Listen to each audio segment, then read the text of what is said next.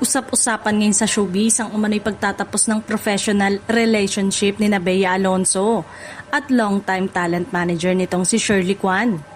Ayon sa ulat, na bumanggit sa ilang insider, nagbitiw na umano si Shirley bilang talent manager ng Kapuso actress matapos ang ilang taong paghawak sa karir.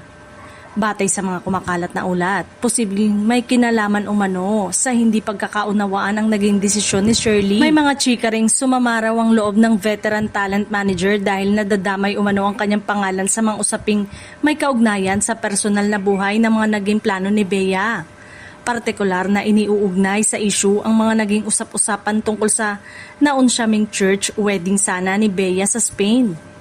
Ayon sa mga lumalabas na kwento, nadadamay umano ang pangalan ni Shirley sa naturang usapin, bagay na sinasabing maaaring naging dahilan ng tensyon sa pagitan nila.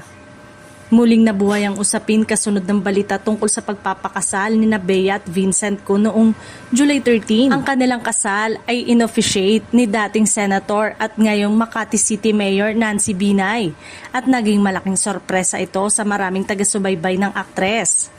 Ayon pa sa ulat, August 11 umano nang tuluyang magbitiw si Shirley sa kanyang tungkulin bilang manager ni Bea.